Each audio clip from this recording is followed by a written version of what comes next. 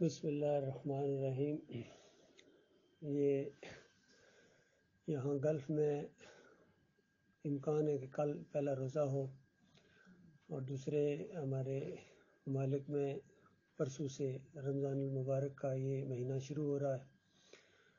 لہذا یہ چند منٹ کی گفتگو میں اپنے آپ سے اور اپنے بھائیوں سے اور جہاں جہاں تک یہ آواز پہنچے یاد دہانی کرا رہا ہوں، اور میں اللہ کی پناہ مانگتا ہوں کہ کوئی ایسی بات کہوں جو میں خود اس کے اوپر عمل پیرا نہ ہوں۔ تو یہ ایک ایسا مہینہ ہمارے سامنے آ گیا ہے کہ صحابہ کرام ایک دوسرے کو مبارکباد گویا دیا کرتے تھے اور خوش ہوا کرتے تھے کہ اللہ کی رحمت اور شفقت کا یہ مہینہ آ رہا ہے۔ ویسے تو اللہ کی رحمت کا جو سمندر ہے وہ ہر وقت ہمیشہ سے مخلص مومنوں کے لیے وہ موجیں مار رہا ہوتا ہے۔ اللہ تعالیٰ بہت زیادہ محبت کرتا ہے مومن بندوں سے، اور اس سے آپ اندازہ لگائیے کہ جب کوئی کفر و شرک چھوڑ کے اللہ اپنے مالک کی طرف آتا ہے تو اللہ کو کتنی خوشی ہوتی ہے۔ اس کی ایک بہت ہی زبردست مثال دی نبی صلی اللہ علیہ وآلہ وسلم نے، اور یہ مثالیں بھی اللہ ہی کی طرف سے گویا سمجھائی گئی تھی نبی علیہ السلام کو، کہ اتنا وہ خوش ہو جاتا ہے ایک آدمی جس کا سر و سامان سارا ایک اونٹنی کے اوپر تھا، صحرا کے اندر سے وہ سفر کر رہا تھا اور اچانک اس کی اونٹنی گم ہو گئی اور بالکل زندگی سے مایوس ہو گیا، اور اس کے بعد آنکھیں بند کر لی، لیٹ گیا کہ مرنا یقینی ہے، اور اچانک اس کی اونٹنی سامنے تھی، جب آنکھیں کھولی تو خوشی سے بے قابو ہو کر اس کے منہ سے نکل گیا، اللہ مانتا عبدی وانا ربک، کہ اللہ تو میرا بندہ ہے، میں تیرا رب ہوں۔ اس انداز سے خوشی کی انتہا کی وجہ سے تیسرا دماغ کام کرنا چھوڑ دیتا ہے۔ نبی علیہ السلام نے فرمایا اس سے زیادہ خوشی ہوتی ہے اللہ تعالیٰ کو، اس سے زیادہ خوشی ہوتی ہے جب بندہ کفر چھوڑ کے وہ اللہ کا بندہ بنتا ہے تو کتنی خوشی ہوتی ہے۔ لہذا ایک مخلص غلام کا سب سے زیادہ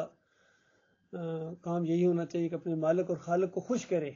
تو ہر ایک کے لیے اللہ اپنے مالک کو خوش کرنے کا بڑا بہترین موقع موجود ہے آج اس دنیا کے اندر، اگر وہ خوش کرنا چاہتا ہے تو یہ بہت بڑی خوش قسمتی کی بات ہے کہ ہم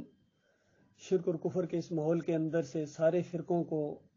چھوڑ کے ایمان کے اوپر اکٹھے ہوئے۔ آج کوئی مسلک، کوئی جماعت ایسی نہیں ہے جس کے عقیدے کے اندر شرک نہ ہو، کسی میں تھوڑا کسی میں زیادہ، لازمی اور بالکل ثابت کر دیا گیا ہے، ہر جگہ اس کو ثابت کیا جا سکتا ہے۔ بریلوی ہوں، دیوبندی ہوں، اہل حدیث ہوں، سلفی ہوں، یا ہمارے ملک کے حنفی ہوں، حنیفی ہوں، جو بھی ہوں، سب کا شرک بالکل ثابت ہے۔ اور اب ہم نے تعداد کی طرف نہیں دیکھنا ہے اور وسائل کی طرف نہیں دیکھنا ہے، صرف ایمان کی طرف دیکھنا ہے، کیونکہ ساری خوشخبریاں، سارے انسینٹیوز جو اللہ تعالیٰ کی طرف سے دنیا اور آخرت میں ہیں وہ مخلص مومنوں کے لیے ہیں۔ جتنے اعمال ہیں،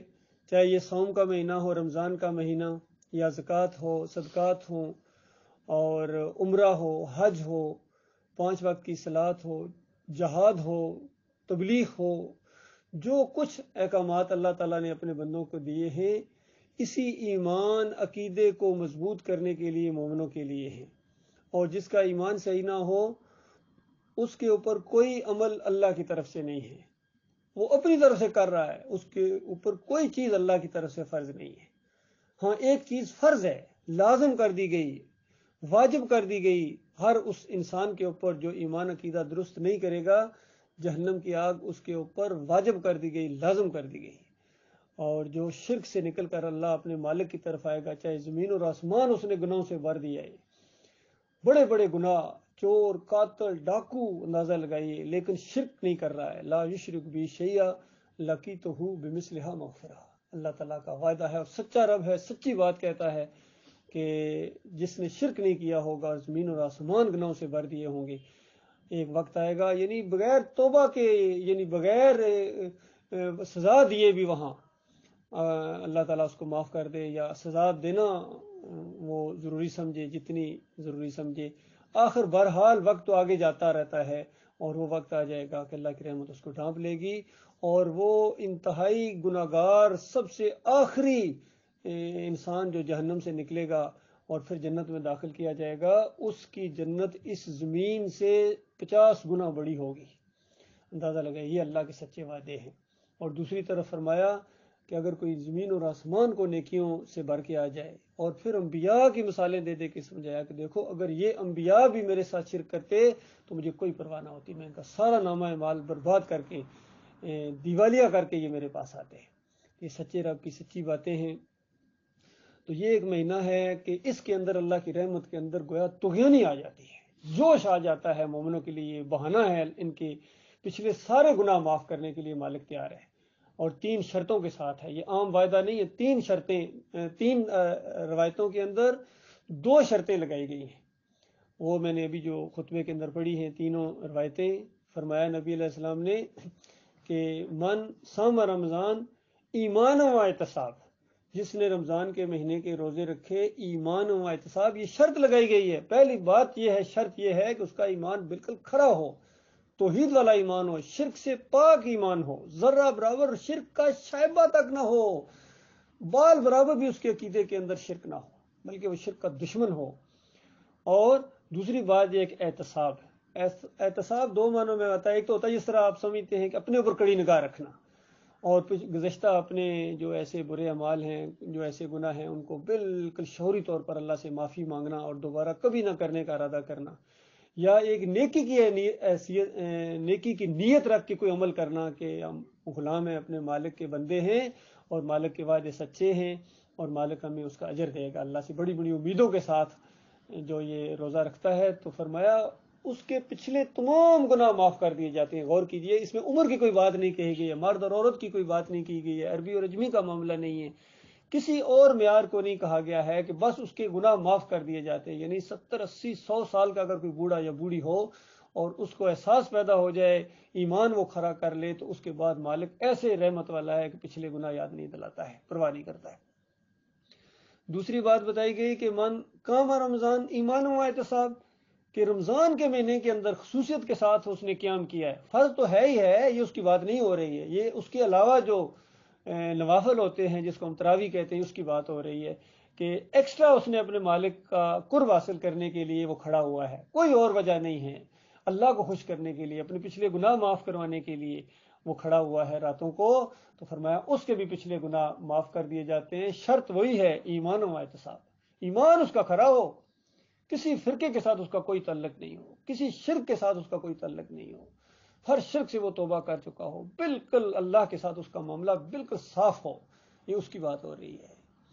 اور تیسرا وہ خوش نصیب ہے جس کو من قام لیلۃ القدر، اسی مبارک مہینے کے اندر ایک ایسی رات آنے والی ہے، اور پھر نبی علیہ السلام نے بتایا کہ آخری عشرے کی طاق راتوں میں سے ایک رات ہے، تو وہ رات اگر کسی کو نصیب ہو گئی، اس رات کو وہ کھڑا رہا،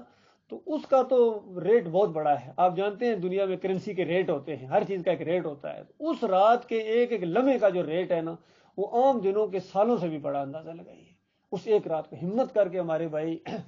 اور سارے جو ہے نا ان چیزوں سے فائدہ اٹھانے کی کوشش کریں میرے بھائیوں، اور صدق کے دل کے ساتھ ہم پچھلے گناہوں کے اوپر غور کر کے شعور کے ساتھ توبہ کریں۔ جیسا میں بھی توبہ کرتا ہوں، پچھلے جتنے ہو چکے ہیں بے شمار ہوئے ہیں، یقین کیجیے، کھلے چھپے، دانستہ نادانستہ، چھوٹے بڑے کتنے ہوئے ہیں، اور خاص کر خیالات کے اوپر جب اختیار بھی نہیں ہوتا ہے کہ ایسی چیزیں، خیالات کے اندر بھی چیزیں ہوتی ہیں، اور خاص کر جب ایک دوسرے سے کوئی معاملہ ہو جائے، کسی انسانوں سے معاملات ہو جائیں، تو ایسے الفاظ منہ سے نکل جاتے ہیں کہ ان چیزوں کو بھی اللہ تعالیٰ اپنے فضل و کرم سے معاف کر دے۔ اور انسانوں کے ساتھ بھی معاملہ ہوتا ہے کہ جن کے ساتھ کوئی معاملہ ہوا ہے ان سے بھی توبہ استغفار، یعنی ان سے بھی کہا جاتا ہے درگزر فرماؤ۔ تو لہٰذا میں بھی کیونکہ یہ جہاں تک یہ آواز پہنچے، اگر کسی کے ساتھ میری طرف سے کوئی زیادتی ہو گئی ہے، کوئی لین دین کا معاملہ ہے، وہ مجھے پرسنل فون کے اندر جس انداز سے کہے گا، میں انشاءاللہ اس کی تلافی کرنے کی کوشش کروں گا، اور آئندہ کے لیے سچی توبہ کے اوپر قائم رہنا ہے، اور اس راستے پر چلنا ہے جو محمد صلی اللہ علیہ وآلہ وسلم کا راستہ ہے، صحابہ اکرام کا راستہ ہے، اور سبیل المومنین ہے۔ اس سے ہٹنے کی ہم کوشش نہیں کریں گے جان بوجھ کے۔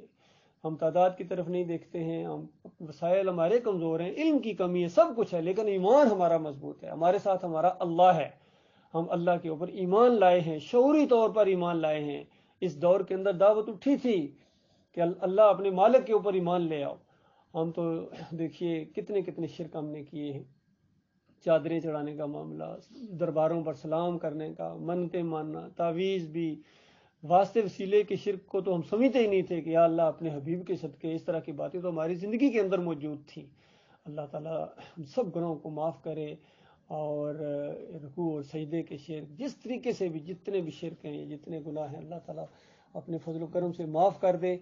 اور پھر ہمیں زیادہ سے زیادہ اجر سمیٹنے کا اس مہینے کے اندر پورا موقع دے پروردگار عالم، اور اس میں زیادہ سے زیادہ اذکار ہوں، تلاوت ہو قرآن کی، اللہ کے ساتھ تعلق کو مضبوط کیا جائے، کیونکہ اجتماعیت اسی وقت مضبوط ہوتی ہے جب انفرادیت مضبوط ہوتی ہے۔ دیکھیے کوئی بھی دیوار ہے، اس کی اگر اینٹ انفرادی طور پر مضبوط ہوگی یا بلاک، تو وہ دیوار مضبوط ہوگی، اور اگر انفرادی طور پر وہ مٹیریل صحیح نہیں ہے تو دیوار کبھی مضبوط نہیں ہو سکتی، اور وزن کبھی نہیں اٹھا سکے گی۔ لہٰذا ہم انفرادی طور پر مضبوط ہونے کی کوشش کریں، اپنے عقائد کو مضبوط کریں، اور اپنے اعمال کے اندر بھی مضبوطی لائیں۔ چند دنوں کا یہ معاملہ ہے، کس کو ہم دکھا رہے ہیں؟ خالص اللہ کا معاملہ ہے میرے بھائی، اللہ کی رضا کے لیے بڑا سے بڑے گناہ کو اب چھوڑیں گے، یہ بہت بڑی یعنی نیکی ہوگی، اور ہمارا مالک ایسا غفور الرحیم ہے کہ نیکی کا ارادہ کرنے سے ہی وہ لکھوا لیتا ہے، اور برائی کا ارادہ بھی کیا جائے تب بھی وہ نہیں لکھواتا ہے جب تک اس پر عمل نہیں کیا جائے، اور عمل کرو تو ایک برائی لکھی جاتی ہے، اور نیکی کا ارادہ کرو اسی وقت لکھ لی جاتی ہے، اور جب اس کے اوپر عمل کرو تو 10 سے لے کر 700 گنا تک۔ اور اس مہینے کا اجر، اس کو تو اللہ تعالیٰ نے چھوڑ دیا، بس اس کو تو کچھ نہ پوچھو پھر۔ اس میں تو مالک فرماتا ہے جو روزے کا اجر ہے، یہ تو کوئی جان ہی نہیں سکتا کہ میں کتنا دیتا ہوں، 700 تو بہت پیچھے رہ جائے گا، جس قدر آپ کا خلوص ہوگا اس کے مطابق اس کا مالک ریٹ لگائے گا، اور کوئی نہیں جانتا ہے کیا کچھ۔ ایک خصوصی دروازہ وہاں بنایا اللہ تعالیٰ نے، جنت کے 8 دروازے ہیں، ایک سے ایک بڑھیا ہے، اور یہ بہت ہی خصوصیت کے ساتھ ایک دروازہ ہے باب الریحان، جہاں سے روزے داروں کو، جو روزے کے ساتھ محبت رکھتے ہیں، تو ان کو گزارا جائے گا۔ اور اللہ تعالیٰ ہماری خطاؤں سے درگزر فرمائے، مالک ایمان کے اوپر قائم رکھے۔ بہت ہی فتنوں کا دور ہے میرے بھائیو، ایسے ایسے فتنے، اب یہ دجالی ہوا بھی چل پڑی ہے، اور ایسے ایسے فتنے ہیں کہ ان کے بارے میں کہا گیا کہ صبح مومن ہوگا شام کو کافر ہو جائے گا انسان، رات کو مومن ہوگا صبح کافر اٹھے گا، اور اپنے دین کو بیچ ڈالے گا دنیا کی خاطر۔ یہ ہوتا ہے، دنیا کا زور ہے آج کل، یہ جو ساری لہر چڑھی ہے دنیا، یہ بہت خوفناک فتنہ ہے، یقین کیجیے، اس سے بچنے کی ہم کوشش کریں۔ اس کے بعد اگر ایمان کو ہم لے جائیں، حالانکہ 1 منٹ کا 1 سیکنڈ کا بھی پتہ نہیں ہے کتنا ہمیں موقع ملنے والا ہے، آئندہ رمضان ہم نے دیکھنا بھی ہے یا نہیں دیکھنا ہے، لیکن یہ اللہ نے بہانے بنائے ہوئے ہیں، جس طرح ایک رمضان سے دوسرے رمضان تک پچھلے سارے گناہوں کو معاف کر دیا جاتا ہے، اسی طرح ایک جمعے سے دوسرے جمعے تک، اس انداز سے ایک صلات سے دوسری صلات تک یہ جو چھوٹے وغیرہ گناہ ہوتے ہیں معاف کر دیتا اللہ تعالیٰ، بہت زیادہ معاف کرنے والا ہے۔ اللہ سے اپنے لیے سارے بھائیوں کے لیے دعا ہے، اللہم ربنا اغفر لنا ولاخواننا الذین سبقونا بالایمان ولا تجعل فی قلوبنا غلا للذین آمنوا ربنا انک رؤوف رحیم۔ اللہم ربنا لا تؤاخذنا ان نسینا او اخطانا ربنا ولا تحمل علینا اصرا کما حملته علی الذین من قبلنا ربنا ولا تحملنا ما لا طاقت لنا به واعف عنا واغفر لنا وارحمنا انت مولانا فانصرنا علی القوم الکافرین۔